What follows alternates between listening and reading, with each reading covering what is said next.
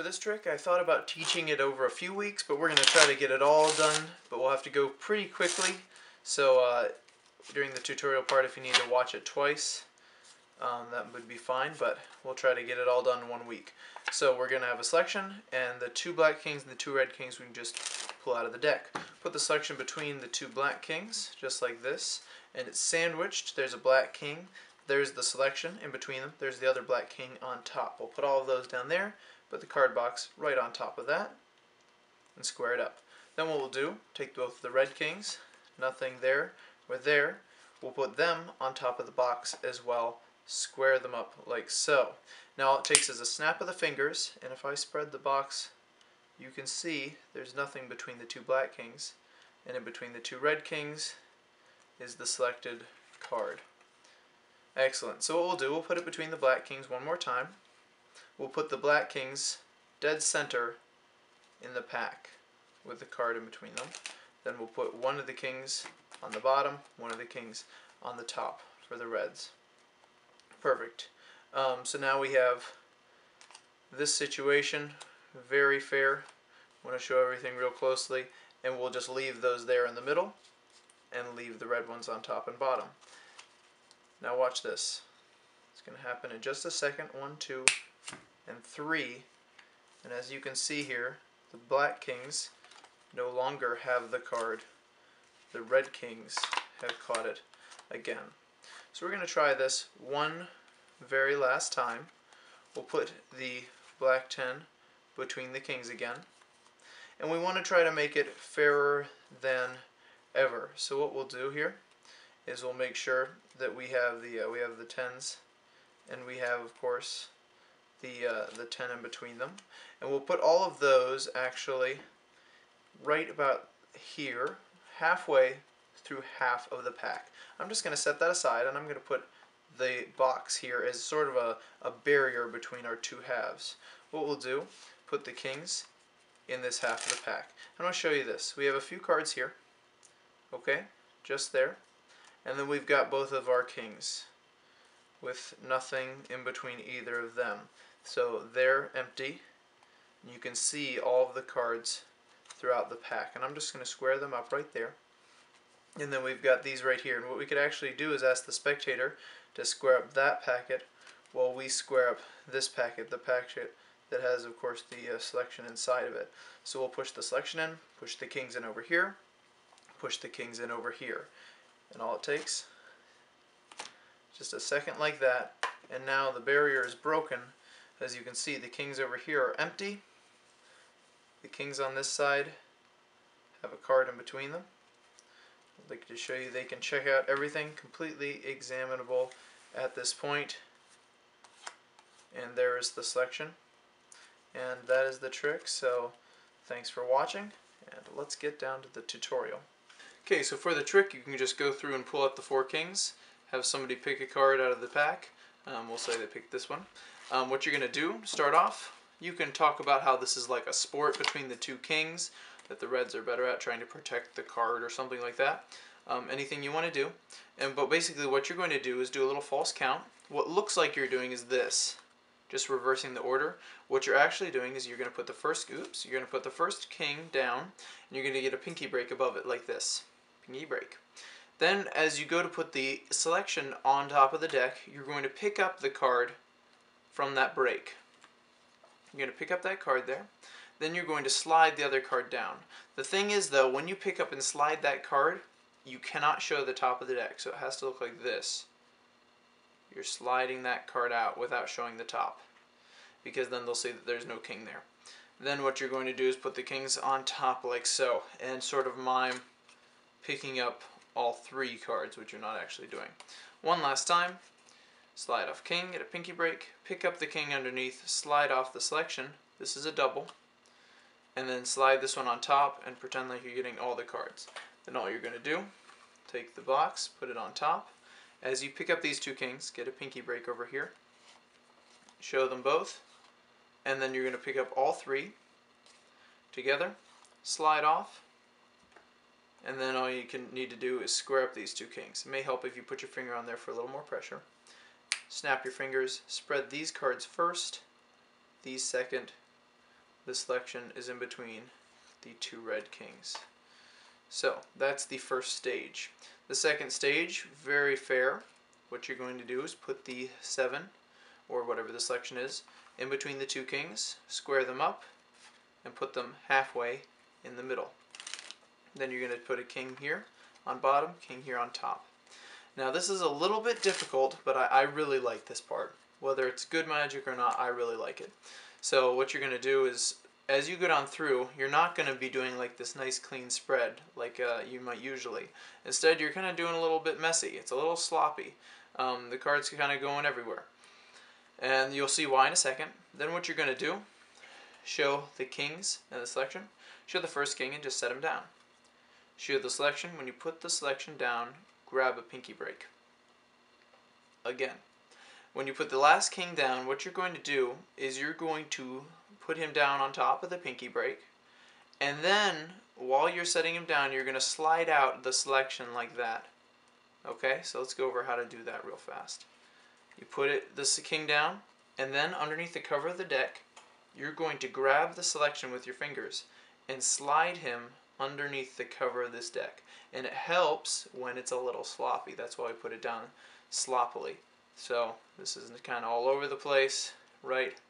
That makes it a lot easier to slide it out. And really, you can cover this king quite a bit. If you want to try to go, it's easier to perform for real people, trust me there. But here you can see it flashing a little bit. They won't notice that really, and if you do it smoothly and quickly, it looks about like that. Your selection is here. So the kings are empty.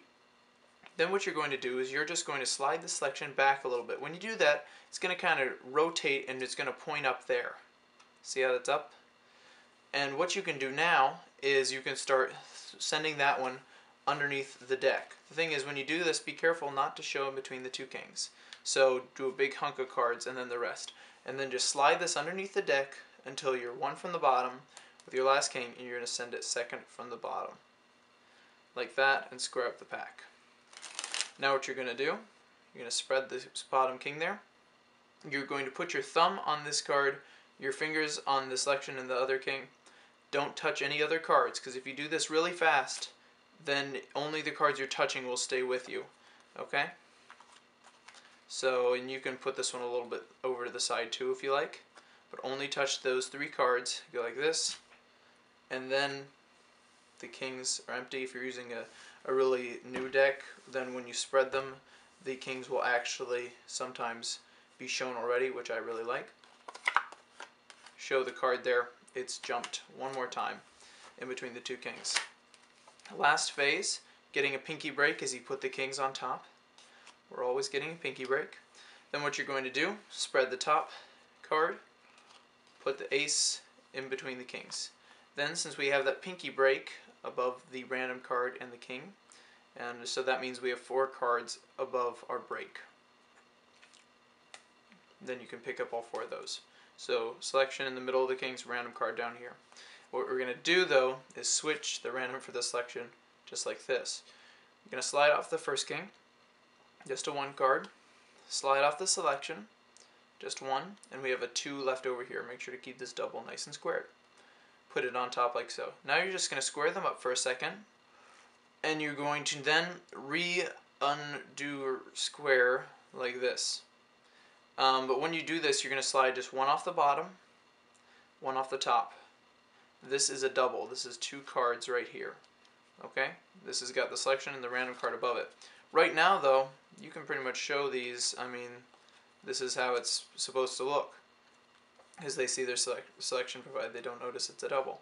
So then what you're going to do, though, is you're going to slide this out and move it forward like this at an angle. Now you want to make sure to keep these squares, so put a little bend in all the cards like that. Apply some good pressure so the 7 is there, random card above it.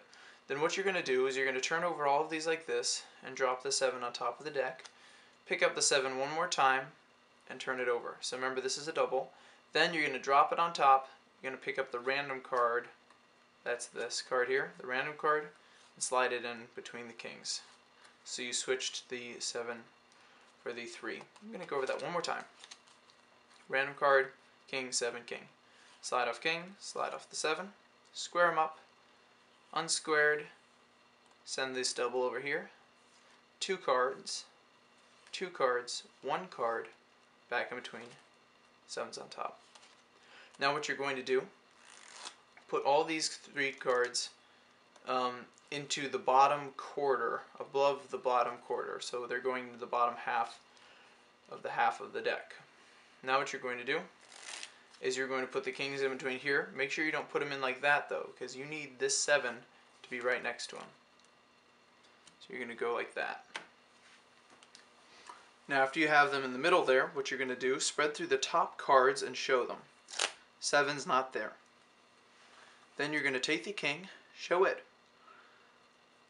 Show the other king. While you're showing this king, pinky break above the 7. Get your pinky break there. When you put these down again, you're going to pick up the 7 underneath the pack. So, getting the 7, but when you do it, you want to make sure to hide it underneath all the other cards, okay? Then what you're going to do is show one last time. You want to show the kings, and this is the way you get the 7 into the middle, is you separate these kings one more time and put them back like that with a 7 inside. Pardon me a second. Yes, excuse me. So, the 7's there. You're going to move it underneath the deck because you've got a pinky break like this, so it's hidden underneath the deck. Then what you're going to do is pull out the king here, show the kings and reconnect them. And what this does, looks like from underneath, show the king there, reconnect them, the 7 goes in between them. Then you can show all these other cards, the 7's not there either, square up the pack. And when you square it, just move the kings to the side and square up this like so, and then separate the kings.